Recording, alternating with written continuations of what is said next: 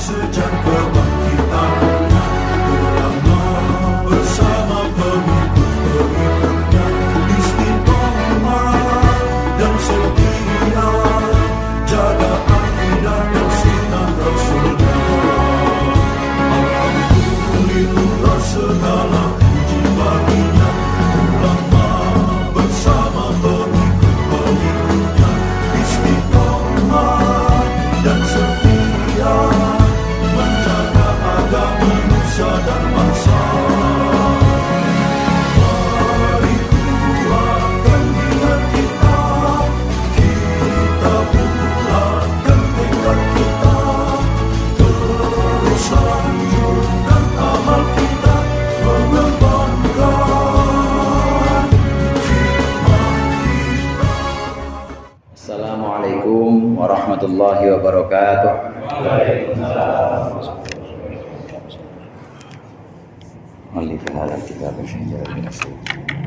Al-Fatihah. Alhamdulillah Rabbil Alamin Ar-Rahmanir Rahim Maliki Yawmiddin Iyyaka na'budu wa iyyaka nasta'in Ihdinas siratal mustaqim Siratal ladzina an'amta 'alaihim ghairil maghdubi 'alaihim waladdallin. Amin. Bismillahirrahmanirrahim. Alhamdulil muallimit tullabi wa musahhilil khairi liman yata'allamu.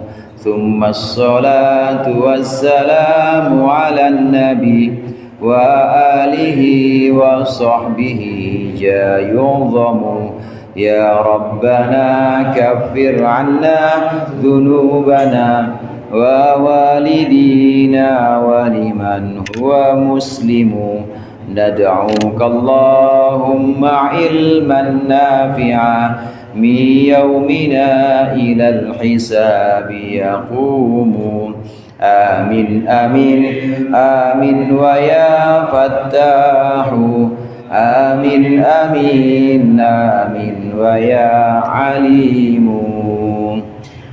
Alhamdulillahil awwalil akhir al-batinil zahir wassalatu wassalamu ala sayyidina Muhammadin at-tahiril fakhir wa ala alihi wa ashabihi dawil ula wal mafakhir. Amma ba'd, fa inna ahsanal hadithi kitabullah wa khairul hadi hadi Muhammadin sallallahu alaihi wasallam wa syarrul umuri muhdatsatuha wa kullu muhdatsatin bid'ah wa kullu bid'atin dhalalah.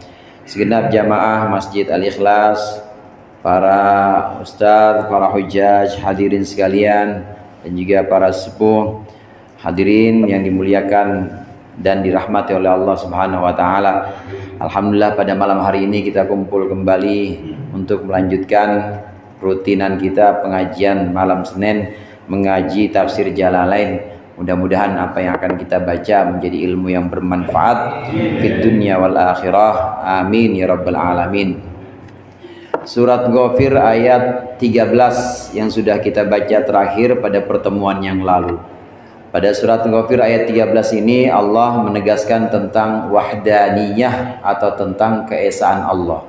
Ini sekaligus untuk mengcounter atau untuk melawan pendapat orang-orang musyrik Quraisy. Orang-orang musyrik Quraisy kala itu meyakini bahwa untuk mengurusi alam semesta yang sedemikian besar, ada urusan hujan, ada urusan pertanian, ada urusan perdagangan, ada urusan peperangan, sampai urusan keluarga, itu semua sedemikian banyak urusan, maka nggak cukup Tuhannya cuma satu. Ini keyakinan orang-orang kafir, orang-orang musyrik Quraisy. Kalau urusannya banyak, maka Tuhannya juga harus banyak, kata mereka. Maka ada Tuhan BPKB. Ada juga nanti Tuhan sertifikat tanah yang ngurusin sertifikat. Itu memaksakan paradigma atau memaksakan sudut pandang manusia kepada Tuhan. Iya, kalau pada diri manusia itu kerja sendirian rasanya berat pada diri kita manusia atau makhluk pada umumnya. Kalau sendirian mengerjakan sesuatu itu pasti berat. Tapi kalau sama-sama jadi ringan. Ini kan adanya pada makhluk yang seperti ini, pada manusia.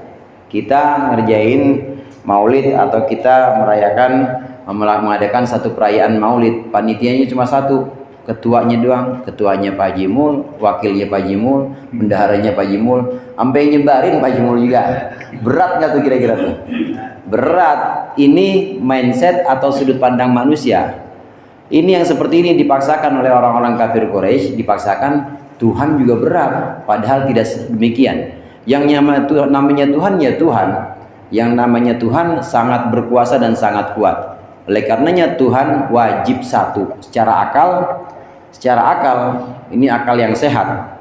Mau dia agamanya Islam, mau bukan Islam, mau latar belakangnya itu dari keluarga orang kaya atau keluarga orang tidak mampu, mau laki mau perempuan, itu kalau disebut Tuhan pasti satu. Kalau lebih dari satu pasti bukan Tuhan. Kenapa bukan Tuhan? Karena dia lemah. Ngurusin urusan aja pakai berdua, pakai bertiga, ada organisasinya, itu berarti lemah. Kalau Tuhan pasti satu, wajib. Secara akli, secara rasional, ini Tuhan wajib satu. Inilah yang diajarkan oleh Islam, ajaran tauhid yang menyatakan bahwa la ilaha illallah, tidak ada Tuhan selain Allah. Di ayat 13 surat Ghafir ini, Allah lah yang disebutkan, Allah lah yang menurunkan rizki untuk kalian dari langit. Dan juga rizki itu adalah hak Allah untuk memberikan kepada orang-orang yang Allah kehendaki. Dan sudah Allah jamin rizki Allah untuk seluruh makhluknya. Seluruh makhluk Allah ini Allah jamin rizkinya, Allah jamin segala kebutuhan, dan Allah permudah untuk mendapatkannya. Yang nggak jalan aja Pak, yang nggak jalan itu rizkinya ada. Pohon kan nggak ada yang jalan, tapi ada rizkinya. Allah kasih akarnya, kemudian ada hujan. Kalau tidak ada hujan, ya ada aja yang kencing di pohon. Itu kan buat rizki dia juga. Ini yang nggak jalan aja ada rizkinya, apalagi yang jalan kayak manusia, apalagi yang jalan kayak hewan yang tingkat kehidupannya ini lebih tinggi lagi, artinya bisa berupaya. Ini pasti Allah jamin rizkinya. Dan semua itu Allah semuanya menunjukkan bahwa wahdaniyah atau keesaan Allah. Allah semua yang menjamin rizki ini. Nah, pada ayat yang berikut ini, karena di ayat sebelumnya ayat 13, karena Allah lah yang menjamin rizki kita, Allah menjamin rizki seluruh manusia termasuk kita yang hadir di sini, maka hendaklah kita beribadah hanya kepada Allah saja secara ikhlas. Ini ada di ayat 14 yang akan kita baca berikut ini. Bismillahirrahmanirrahim. Qala al-muallifu Bismillahirrahmanirrahim. Qala Allah Ta'ala wa huwa asdaqul qailin. Fad'ullaha mukhlishina lahuddin. فادعوا الله مخلصين له الدين ولو كره الكافرون رفيع الدرجات ذو العرش يلقي الروح من أمره على من يشاء من عباده لينذر يوم التلاق فادعوا الله maka sembahlah oleh kalian semua Allah saja. U'buduhu, maksudnya sembahlah Allah saja, mukhlisina, dalam keadaan mengikhlaskan atau memurnikan, lahu kepada Allah, memurnikan ad-dina agama, memurnikan minasyirki dari sekutu. Walau karihal kafirun, walau kariha meskipun tidak suka. Siapa al-kafiruna? Orang-orang kafir. Tidak menyukai ikhlasakum, akan kemurnian kalian, minhu darinya, dari tauhid atau dari agama juga bisa, minhu dari agama. Kalau kita tahu bahwa yang menghidupkan kita Allah, asalnya kita benda mati, dari nutfah atau dari mani, dari sperma, itu semua benda mati, dari makanan-makanan Allah pilihkan, kemudian Allah jadikan hidup di rahim ibu kita, kemudian lahir. Yang menghidupkan, yang mematikan Allah, yang menjamin rizki Allah semuanya. Kalau kita tahu seperti ini, maka hendaklah kita menyembah Allah saja, ibadah hanya kepada Allah saja. Di sini hadirin, Allah menggunakan fad'ullah, da'a yad'u, itu artinya berdoa memang. Da'a yad'u artinya berdoa atau memohon kepada Allah. Imam Jalalain menafsirkan berdoalah kepada Allah, tapi ditafsirkan sembahlah Allah saja. Sembah Allah saja. Sembahyang itu namanya ibadah. Ibadah. Jadi ibadahlah hanya kepada Allah saja. Kalau ditafsirkan berdoalah kepada Allah, kemudian ditafsirkan sembahlah Allah saja atau ibadah kepada Allah saja, ini berarti doa adalah ibadah. Dalam Al-Quran, doa itu kadang-kadang diartikan sebagai ibadah atau menyembah Allah. Jadi kalau disebut fad'ullah, itu maksudnya u'budu. Artinya sembahlah Allah saja, ibadahlah hanya kepada Allah saja. Bahkan dalam satu hadis Rasulullah SAW menyebutkan ad-du'a mukhul ibadah. Doa itu adalah intinya ibadah. Doa itu adalah substansi atau pokok dari ibadah. Karena memang kalau kita perhatikan saudara, kalau kita perhatikan semua ibadah-ibadah kita, sholat misalnya, itu semua adalah doa-doa atau permohonan-permohonan kita.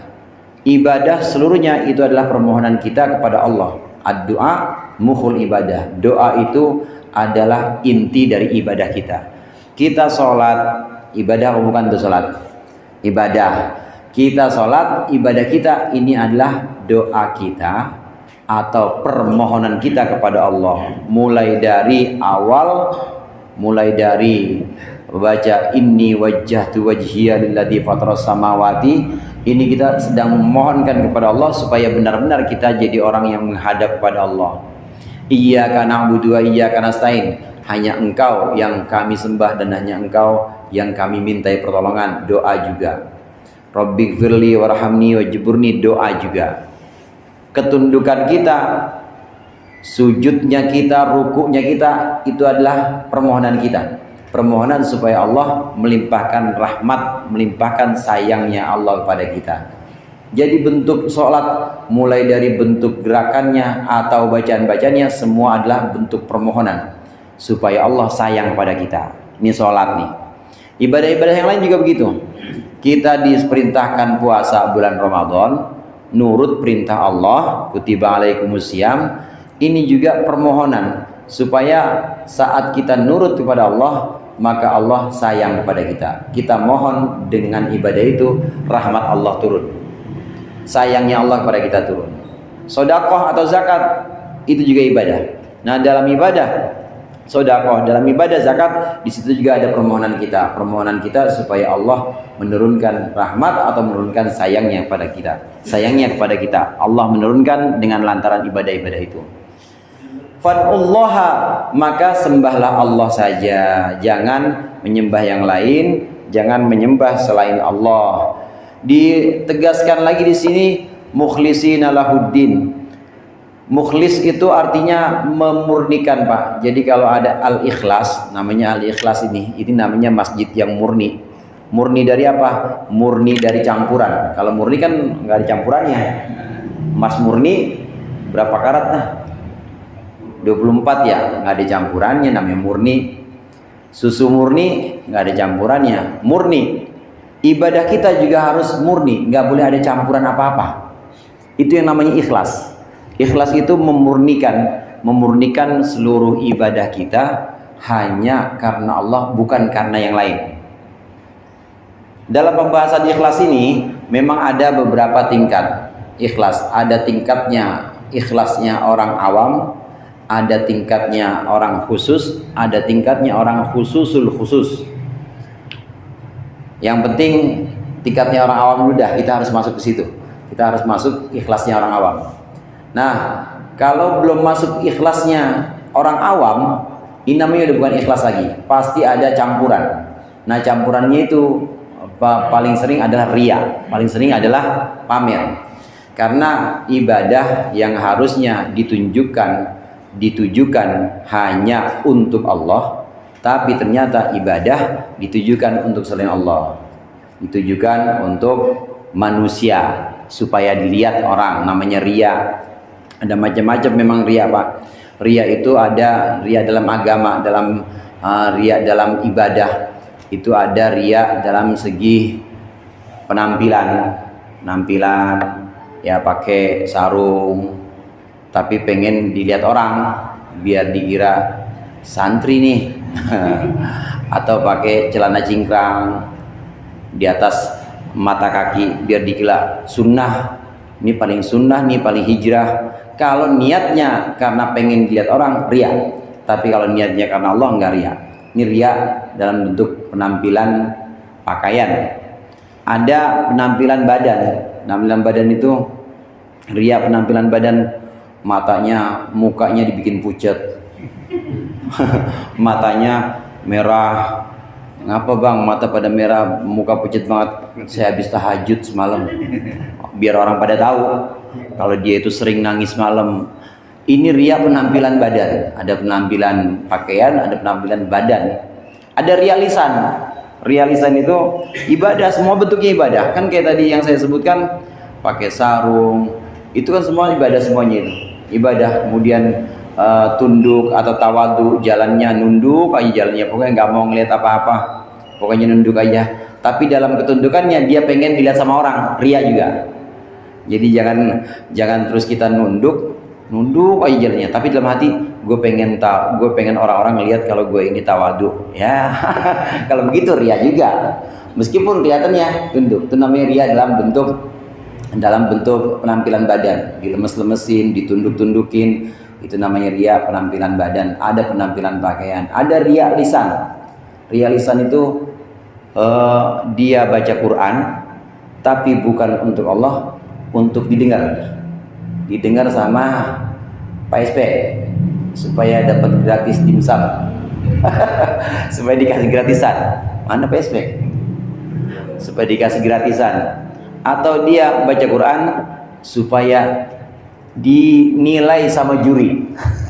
Dinilai sama juri, orang namanya MTQ, nilai sama juri. Oleh karenanya ada sebagian ulama yang memang mengharamkan MTQ, karena MTQ itu ria, gimana pun itu ria MTQ itu. Karena untuk siapa baca Quran? Bukan buat Allah, buat apa? Buat dapat juara. Jadi supaya dapat juara didengarin ke siapa? Ke juri. Juri Allah bukan. Ya udah ria jadinya emang. Itu ria dalam bentuk lisan atau dikir dikit-dikit orang-orang, supaya dia tahu bahwa orang-orang itu subhanallah, supaya orang-orang tahu bahwa dia itu astagfirullah. Oh, lisannya terus berzikir, tapi niatnya bukan karena Allah, niatnya karena orang. Ria juga itu. Ada ria bentuknya bentuk zikir. Oleh karenanya bagusnya zikir yang paling bagus itu bukan zikir lisan, saudara. Zikir yang paling bagus adalah zikir hati. Zikir dalam hati kita, Allah terus. Atau kalau kita ngerasa memang lagi jauh sama Allah, lagi banyak masalah, atau lagi banyak kegalauan dalam hati kita, astagfirullahaladzim. Hati aja, lisan kita diem aja. Lisan nggak kelihatan bunyi, tapi hati kita astagfirullahaladzim. Sambil menyadari bahwa saya kok kotor banget, kok bencana demi bencana, kesulitan kok nggak kunjung hilang dari diri saya. Istighfar tapi dalam hati. Ini menyembunyikan zikir, ini luar biasa dibanding memamerkan zikir tapi niatnya untuk diketahui orang supaya orang-orang menghargai dia, supaya orang-orang menghormati dia. Kalau zikirnya banyak, dia pengen orang-orang cium tangan bolak-balik gitu. Ya kemana-mana terus bawa. Sekarang digital pakai tasbih digital. Ya, atau zaman dulu ada tasbih yang gede yang buat pajangan tuh, yang ya dikalungin sama dia kemana-mana. Kalau niatnya bukan karena Allah, ria. Nah, kalau sudah kita bebas dari ria, bukan karena Allah zikir kita. Bukan karena manusia, zikir kita bukan karena manusia, penampilan kita bukan karena manusia. Pakai sarung aja emang nutup aurat. Kok cakep? Ya emang Allah itu indah dan Allah menyukai keindahan karena Allah aja.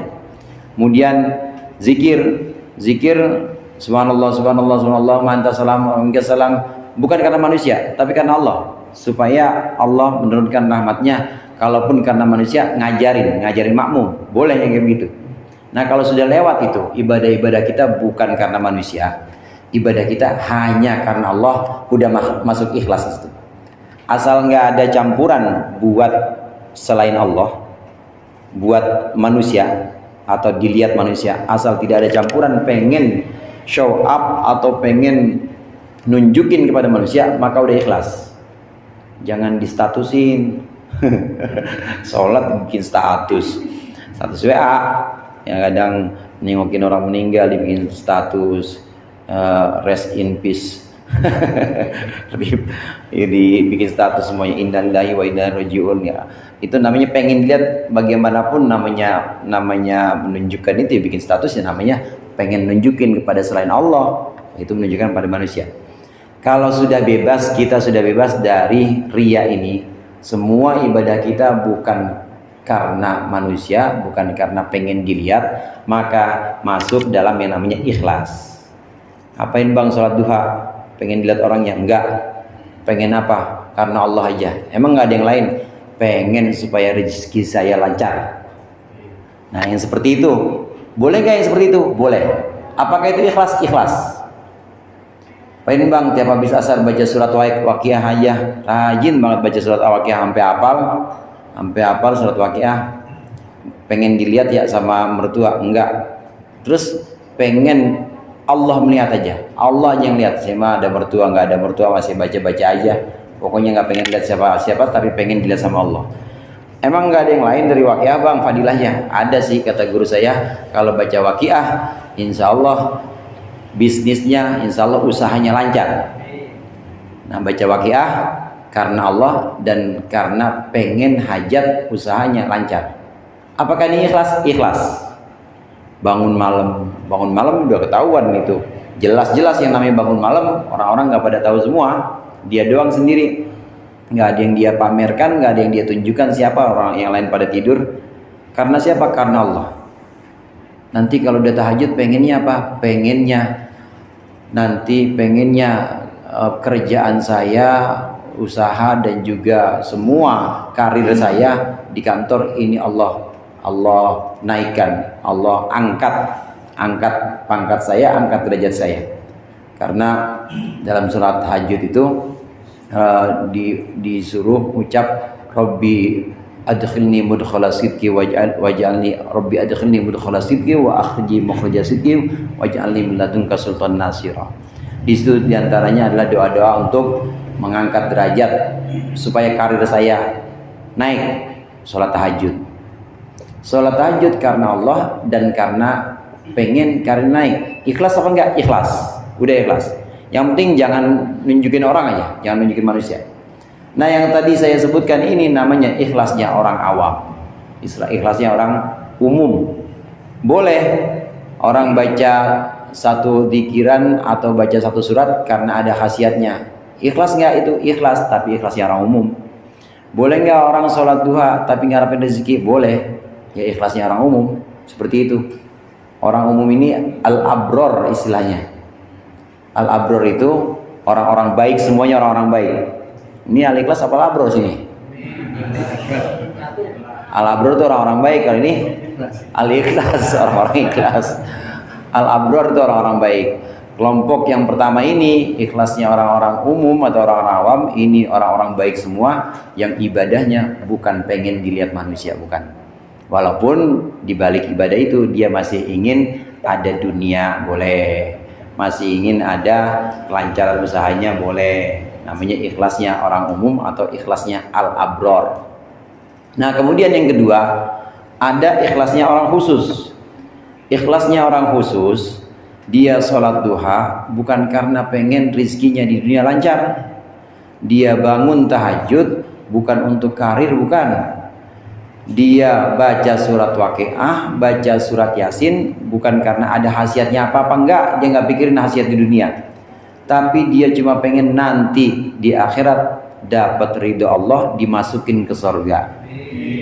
Nanti di akhirat diselamatkan dari neraka. Di dunia sengsara nggak apa-apa sengsara, masih rajin aja baca Waqiah, miskin-miskin juga misalnya gitu. Masih rajin aja baca Yasin tiap malam Jumat, padahal begitu-gitu aja nggak masalah. Saya mah emang saya nggak ngarepin dunia, saya ngarepin akhirat. Nah, ada orang yang seperti ini berarti ikhlasnya ikhlas yang kedua, ikhlasnya orang khusus. Sholatnya, bacaan Qur'annya, dzikir, wirid, ngajinya, ini semua bukan untuk nilai-nilai atau imbalan-imbalan dunia, tapi hanya untuk akhirat. Jadi dunia udah terlampaui, udah lewat ya. Kalau orang-orang yang tingkat pertama tadi masih memikirkan hasil atau imbalan-imbalan dunia dari ibadahnya, tapi tingkat yang kedua udah nggak mikirin dunia. Yang penting nanti selamat, yang penting nanti Allah selamatkan dari surga, Allah selamatkan dari neraka, Allah masukkan dalam surga. Itu keinginannya orang khusus yang ikhlasnya ikhlas nikah khusus. Masih ada pengennya surga, pengennya selamat dari neraka. Jadi ibadah yang semuanya dilaksanakan itu karena pengen surga dan pengen selamat dari neraka. Bapak hadirin rahimakumullah, surga itu makhluk, neraka juga makhluk. Ya sama kayak kita juga makhluk, malaikat makhluk. Jadi sebenarnya surga dan neraka itu makhluk ciptaan Allah. Kira-kira kalau kita tanya dalam hati kita sendiri nih, pantas nggak kita mengharapkan makhluk? Pantas nggak Pak? Mengharapkan makhluk pantas nggak kira-kira kita? Pantas kan nggak kita ibadah cuma pengen dikasih imbalannya makhluk juga? Pantas nggak kira-kira Pak? Nggak pantas. Oleh karenanya untuk orang tingkat yang ketiga, yaitu khususul khusus, ini ibadah-ibadah mereka tingkat yang ketiga nggak mau ibadah-ibadahnya ini karena pengen surga, nggak mau. Nggak juga ibadah mereka ini karena takut dari neraka, enggak. Tapi karena apa? Karena Allah saja. Andai Allah tidak menciptakan neraka, dia akan tetap sholat. Andai Allah nggak menciptakan surga dan nggak ada balasannya sholat, dia akan tetap sholat. Ini orang tingkat khususul khusus. Jadi dunia udah terlampaui, apalagi dunia udah lewat dah. Akhirat juga udah terlampaui. Akhirat surga neraka, surga dengan segala macam kenikmatannya, neraka dengan segala macam siksaan azabnya yang ngeri-ngeri semua. Itu semua udah lewat, udah nggak dia pikirin. Sholatnya dia, ibadahnya, baca Qurannya buat apa? Bukan buat itu semua, tapi hanya untuk Allah. Andai ditaruh dia di neraka, tapi Allah ridho, dia nggak apa-apa. Ini ikhlas tingkat tinggi nih. Ikhlasnya khususul khusus. Ikhlasnya orang yang khusus dan lebih khusus lagi. Kadang-kadang orang yang khususul khusus ini disebut dengan muqarrabin. Muqarrabin itu orang-orang yang didekatkan dari sisi Allah, didekatkan kepada Allah. Untuk orang muqarrabin, maka amalannya al-abrar, amalannya orang-orang baik. Saya tanya Bapak nih, orang sholat duha bukan pengen rezeki tapi pengen selamat di akhirat, cakep nggak Pak? Cakep nggak pengen selamat di akhirat? Cakep. Pengen dapat surga, cakep nggak? Cakep. Itu untuk orang al-abrar cakep. Amalan orang-orang al-abrar, al-ikhlas juga dah. Amalan orang-orang al-abrar atau al-ikhlas yang tingkat pertama kedua disebut dengan al-abrar, orang-orang yang baik semuanya amalan-amalan. Ini kalau menurut pandangan muqarrabin, ini adalah celah, cacat para nabi misalnya yang termasuk muqarrabin. Para nabi ibadah cuma ngarepin surga, cacat. Para nabi ibadah karena takut neraka, cacat. Para nabi ibadah cuma ngarepin rizki, cuma ngarepin supaya dapat kekuasaan dunia, banyak pengikutnya, cacat semuanya. Oleh karenanya ada maqalah hasanatul abror sayyiatul muqarrabin. Kebaikan-kebaikan yang dianggap baik oleh orang-orang baik pada umumnya atau al-abror. Kebaikan-kebaikan yang dianggap baik oleh orang yang baik secara umum, ini menurut muqarrabin adalah keburukan. Ibadah atau sholat, karena surga neraka, ibadah atau sholat bukan karena menunjukkan kepada makhluk, tapi karena Allah aja. Meskipun di situ ada embel-embel supaya rezekinya lancar. Kalau rezeki lancar bisa buat umroh, buat haji. Ini kan semua cakep semua.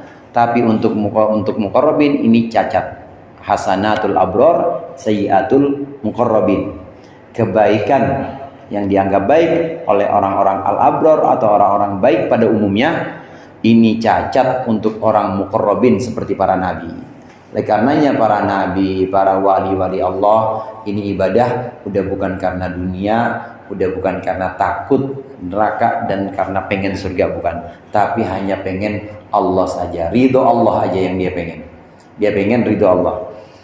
Kalau udah ridho Allah dimanapun tempatnya, radhiyallahu anhum wa radu'an. Allah ridho kepada mereka dan mereka ridho kepada Allah. Allah tempatin di mana aja, asal Allah cinta, asal Allah ini sayang, enak aja tempatnya. Itu muqarrabin, orang-orang yang tingkat ikhlasnya adalah khusus. Nah, kita dituntut untuk ibadah kepada Allah dan memurnikan agama atau mengikhlaskan agama dari kemusyrikan, dari campuran, dari kemusyrikan pengen dilihat orang jauh-jauh, masuk ke tingkat yang pertama. Kalau udah bisa sholat dan ibadah-ibadah lain, ini masih karena rizki, murnikan lagi. Jangan karena rizki, tapi karena akhirat aja. Kalau udah bisa lagi, murnikan lagi. Bukan karena surga dan neraka, tapi karena mengharap ridho Allah saja. Rabi'ah al-Adawiyah, itu bapak-bapak, seorang sufi perempuan. Itu dalam satu syairnya itu beliau mengatakan, ya Allah, kalau aku menyembahmu karena takut pada nerakamu, masukkan saja aku dalam nerakamu. Berani nggak usah begitu? Kalau aku ibadah menyembahmu karena takut kepada nerakamu, masukkan saja aku dalam nerakamu. Kalau aku ibadah, kalau aku menyembahmu karena pengen masuk surgamu, usir aku dari surgamu. Berani Pak begitu Pak? Tapi kalau aku ibadah karena mengharap ridho dan ingin memandang wajahmu, maka jangan kau tutup wajahmu, keindahanmu dari diriku. Itu Rabi'ah. Udah terlampaui semuanya. Apalagi dunia, udah lampaui, udah lewat dunia. Akhirat udah terlewati juga. Hanya Allah saja. Ini khusus. Ikhlas yang tadi kita artikan memurnikan agama, ada tingkatannya. Ada memurnikan dari kemusyrikan atau campuran pandangan manusia atau campuran menyembah berhala. Karena riya itu juga syirik, Bapak-bapak. Riya itu syirik. Orang yang riya, orang yang pamer itu musyrik. Cuma bedanya syiriknya syirik khafi, syiriknya syirik halus. Jadi syirik ada syirik terang-terangan, syirik ada musyrik orangnya sebenarnya. Musyrik itu ada musyrik terang-terangan, ada musyrik samar-samar. Musyrik terang-terangan itu nyembah patung, nyembah apartemen, nyembah kuburan, itu musyrik terang-terangan itu namanya. Ada musyrik khafi atau musyrik yang samar-samar.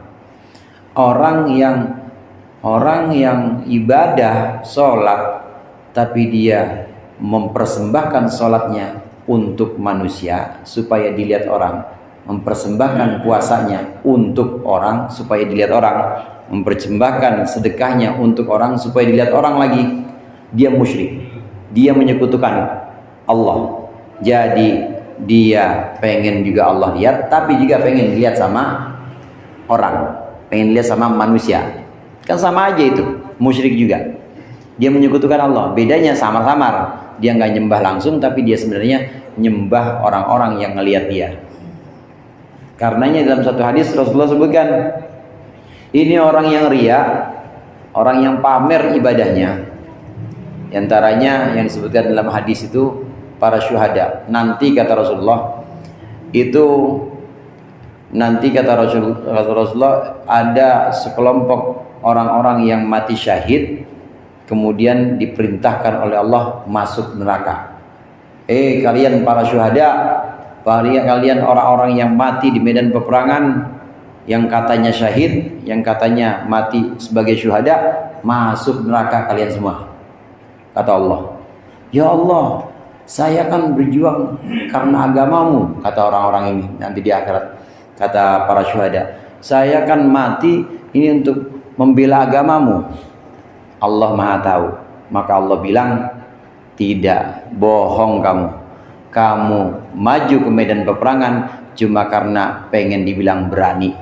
Kamu maju ke medan peperangan cuma pengen dapat rampasan perang. Kamu maju ke medan peperangan itu cuma karena dendam kepada musuhmu. Nah, yang seperti itu dibersihkan tuh oleh Allah. Dibersihkan. Dan ini bukan kepada para syuhada juga. Bukan hanya kepada para syuhada, tapi kepada seluruh orang, termasuk kepada qori, termasuk kepada alim, orang alim, termasuk kepada abid, orang ahli ibadah. Jadi bukan hanya syuhada, bukan hanya orang yang mati syahid, tapi orang yang sholat, orang yang ngaji, orang yang alim, termasuk juga ya orang yang melakukan ibadah-ibadah lainnya, puasa, sedekah. Ini akan dilihat oleh Allah hatinya, niatnya. Begitu dia diperintahkan masuk surga dan masuk neraka, ahli sedekah masuk neraka. Ya Allah, saya kan sedekah karena engkau. Bohong kamu. Kamu sedekah supaya dibilang dermawan sama orang-orang. Di dunia kamu di dunia sudah dapat belum julukan dermawan? Sudah ya Allah. Di dunia kamu udah dilulukan oleh masyarakat. Sudah ya Allah. Di dunia kamu sudah dihormati oleh orang-orang banyak. Sudah ya Allah. Ya udah, itu balasannya di dunia. Di sini nggak ada balasan lagi. Masuk neraka, kata Allah. Orang yang sedekah. Orang alim juga begitu, Pak Ustadz. Apalagi Ustadz yang banyak ngomong. Ustadz, ya Allah, masuk neraka. Ya Allah, Ustadz, masuk neraka. Kata Allah, ya Allah, saya ngajar Allah. Saya ngajarkan untuk memperkenalkan agamamu supaya orang-orang bisa. Bohong kamu. Kamu ngajarin orang itu bukan karena pengen meninggikan agama Allah, bukan karena pengen ngangkat ilmunya Allah. Alim itu bergelut dengan ilmu. Yang diangkat harusnya ilmunya Allah. Bohong. Kamu bukan ngangkat ilmu Allah, kamu ngangkat nama baikmu sendiri supaya kamu dipanggil kiai, supaya orang cium tangan bolak-balik, supaya kamu mampir ke warung gratis. Kan begitu ya kalau orang lain ya. Kalau masuk ke warung kan apa-apa gratis. Makanya saya kadang kalau kemana-mana mendingan nggak kenal, takut gratis Pak Ji, takut nggak boleh bayar. Ini semuanya orang alim, orang ahli sedekah dilihat hatinya oleh Allah. Karena hati ini yang nanti akan dipandang. Innallaha la yanduru ila suwarikum walakinnallaha yanduru ila qulubikum. Allah nggak lihat bentuk-bentuk kita, amal-amal kita nggak lihat. Allah lihat hati kita. Kalau hati kita karena Allah, maka akan Allah nilai. Ikhlas, nggak ada campuran apa-apa, masuk surga. Tapi kalau hati kita karena selain Allah, karena pengen dihormati masyarakat, karena pengen dapat gratisan, karena pengen dapat bansos, karena pengen dapat bantuan apa-apa di dunia, kata Allah, udah ditunaikan semua di dunia. Di dunia udah aku kasih semua, masyarakat udah pada hormat, di akhirat udah nggak ada lagi pahala, masuk neraka, kata Allah. Yang dilihat ini hatinya, ini ikhlas, yang namanya ikhlas itu seperti ini. Hadirin jamaah rahimakumullah, kalau gitu percuma dong kita ngaji. Kalau gitu sholat gini-gini aja, kalau pengen dilihat sama Pak Haji gini. Sholat pengen dilihat orang, apa kata orang kalau nggak sholat, berarti percuma dong saya. Yang nggak ada yang percuma Pak, nggak ada yang percuma. Terus saja.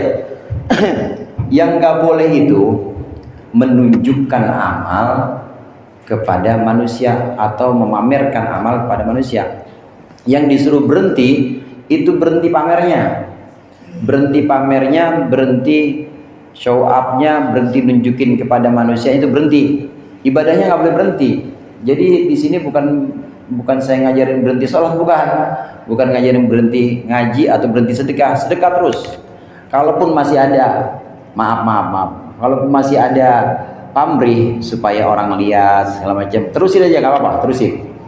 Nanti insya Allah dari yang belum ikhlas itu barokah dari kesungguhan kita, dan juga tentu rahmat Allah, sayangnya Allah. Iya, ini bocah udah habis banyak sedekah nih kata Allah, ini udah habis banyak, ini udah kasih ikhlas ya, kasih oleh Allah ikhlas, karena ikhlas itu sir atau rahasia Allah yang Allah berikan kepada orang yang Allah kehendaki. Kalau kita kelihatan kesungguhan kita yang ngaji tiap malam Senin datang, walaupun awalnya masih suka pengen dilihat orang, terusin aja. Nanti satu waktu itu akan Allah angkat jadi ikhlas. Amin. Akan Allah angkat perlahan pasti nanti akan Allah angkat. Walaupun sekarang kalau dihitung-hitung yang seperti itu dikumpul-kumpulin nggak bakal ada harganya di mata Allah. Kenapa? Karena orang yang melakukan itu bukan karena Allah tapi karena manusia. Nggak ada berharga, nggak ada yang laku di sisi Allah, ditolak semua. Cuma jangan berhenti. Kadang saya analogikan, saya ibaratkan begini. Kalau Bapak punya duit tapi nggak ada tanda tangan Direktur Bank Indonesia, ada tanda tangannya ya? Direktur BI, kira-kira laku nggak tuh duitnya? Laku apa nggak? Hah? Nggak laku ya? Palsu ya? Sama ibadah yang ria juga gitu, palsu itu semua, palsu. Tapi kumpulin aja, nggak apa-apa, kumpulin. Kali-kali aja nanti karena rahmat Allah, kali-kali aja nanti kalau uang tadi ini karena kita punya kenalan gubernur Bank BI, ini dia mau tanda tangan, ya udah sini saya tanda tangan ini. Begitu juga kita sholat masih ria-ria, tapi kita cinta kepada Rasulullah, kita sering selawat, baca sallallahu alaihi wasallam, baca salat kamilah. Walaupun ria, kita kenal kepada Rasulullah. Ya Allah, ini sholat al-ikhlas nih, walaupun al-ikhlas tapi masih masih ngapin yang lain. Harap diterima ya Allah. Kenal sama Rasulullah, insya Allah ditandatanganin dengan rekomendasi Rasulullah, insya Allah keangkat semua itu amal-amal. Amin. Yang saya tekankan lagi di sini, yang harus berhenti itu berhenti pamernya, bukan berhenti amalnya. Amal tetap, walaupun kadang-kadang muncul keinginan ingin dilihat, biarin aja, jangan berhenti. Kalau berhenti salah, tapi lanjutkan saja. Walaupun sekarang kelihatan nggak laku, kelihatan itu hampa, karena memang Allah melihatlah hatinya, bukan karena aku ini, terusin aja. Nanti insya Allah dengan syafaat Rasulullah dan juga rahmat Allah, Allah terus melihat kesungguhan kita, insya Allah itu akan Allah angkat jadi ikhlas semua, laku semuanya jadinya, udah ada tanda tangannya. Rafi'ud darajati dzul arshi yulqir ruha min amrihi ala man yasha'u min ibadihi liyunzira yawmat talaq. Rafi'ud darajat, wallahu a'lam bishawab. Lebih kurangnya saya mohon maaf, mudah-mudahan bermanfaat. Wallahul muwaffiq ila aqwamit thoriq. Wassalamualaikum warahmatullahi wabarakatuh.